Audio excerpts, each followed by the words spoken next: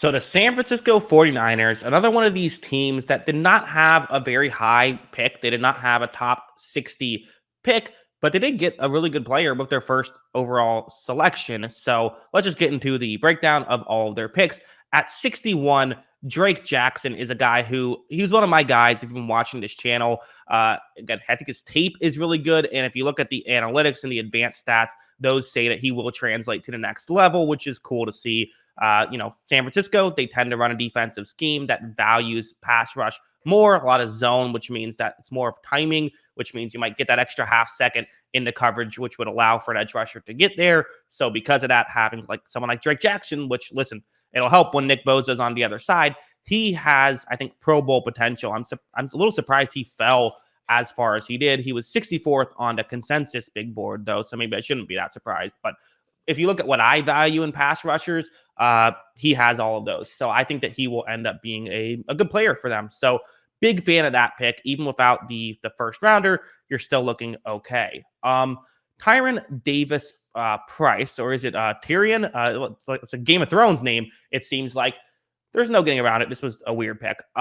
He's kind of a guy who doesn't even seemingly fit into Kyle Shanahan's scheme. I tweeted out because it is funny how with the Shanahan scheme, there's no better example of showing that running backs don't really matter than the Shanahan scheme. Whatever running back Kyle Shanahan has put in his offenses, or any of these guys who run this scheme have put in their offense, they've still been able to have similar success. Not to say it doesn't matter at all, just that it doesn't matter as much as people think it does. And yet, no team seemingly overvalues running backs more than teams that have either Kyle Shanahan or teams that have someone from the Shanahan coaching tree, which is just one of the more baffling things. I don't know why you need to go after a guy who doesn't even really fit the scheme too well in Davis Price. At pick 93, his pick on the consensus board was 234. So just a bizarre pick, no getting around it. Granted, he might be a good player from. Like, that's the other issue, is you can get a good player and still have it be a weird pick, and you're not maximizing your value. As when you're already low on top 100 picks, you only have 2 top 100 picks. Spending one on this guy, it's just not the move I would have made. And it's not an insult to him as a player. It's just kind of a weird scheme fit, and also just, I think, too early for the position. Danny Gray, I think, is fascinating. Some people don't love this pick because he's kind of more of just a pure speed guy, 6'2", 199, so definitely a little bit skinny. But, I mean, I don't know. Shanahan loves speed guys. I trust him with wide receivers. If he says he likes this guy, then he likes this guy. I'm cool with it. I'm not going to fight him on it too much.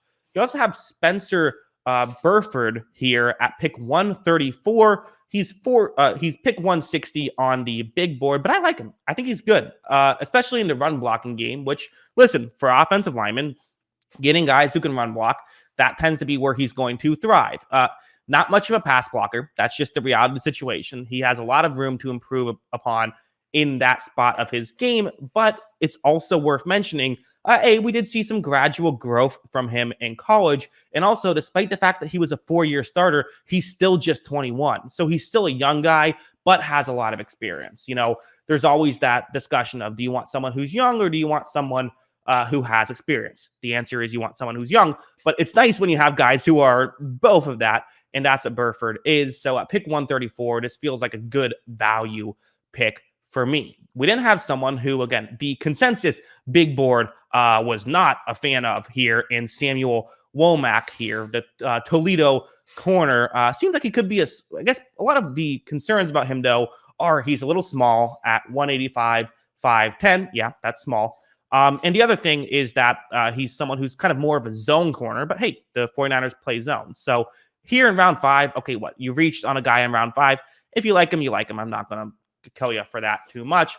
We didn't have a couple more interesting players. So again, we're dealing with later guys here. At 187, they went with Nick Zacchetti, maybe is how you say that. Again, I don't have too much of an opinion on him. Seems like he could be a fine depth offensive lineman. That's kind of from what I've seen there. Khalia Davis, though, is someone who I have a bit of an opinion on. He seems interesting. He had good production on the interior defensive line at UCF. So a bit of a, not the biggest competition that he's going up against, but still the production is nice to see. He did not play at all in 2020. Obviously not due to his fault. He also only played 235 snaps. He played 430 in 2019 and was productive there as well. He's, going to turn 24 in his rookie year, so a little bit on the older side. But for 220, like, there's absolute reason to believe he could be a solid player. So very fascinating. Interested in seeing how Davis ends up going. With pick 221, Tariq Castro Fields, who, again, for someone like him, I do always wonder with sixth-round picks at the corner position, are you going to be a corner? Are you going to be a special teams guy? That's always kind of something that I think about, especially when you were 324th on the consensus big board. Finally, Brock Purdy, who I liked all right. He wasn't my favorite quarterback or anything, but I think he could fit this scheme pretty well if he does have to get brought in.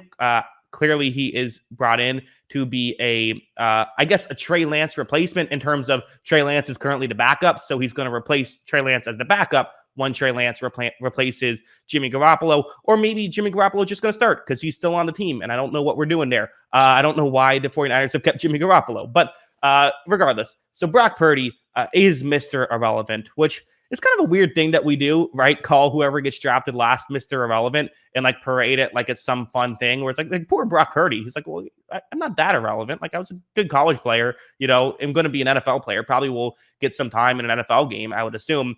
It's great for him. You would love to be drafted. If you're a quarterback, you want to go to a Shanahan scheme, especially if you're a backup and maybe don't have the most talent there. I think it could be a quality backup. The real Mr. Irrelevant is the guy who got picked one spot before Brock Purdy. That's the real Mr. Irrelevant, right? The guy who gets picked at 261. Who knows who that guy is? I actually just looked it up. It's AJ Akuri, who I just recorded a video on the Rams draft like 20 minutes ago, and I've already forgotten about him. So that's the real Mr. Irrelevant. He should be the one who gets the award. Also, I looked it up on the CBS draft tracker, and they literally have him like highlighted. Like, he gets like a whole like graphic for being Mr. Irrelevant. Brock Purdy does. Like what are we doing here? Poor Brock Purdy. But anyways, so that's not just it for this video. That is it for my draft recaps. I believe it's possible that I'll upload some of these out of order, but probably this will be my last one that I post. So if it is the last one that I post, thank you for watching this. If you just watched this one, well, hey, thanks for watching this one.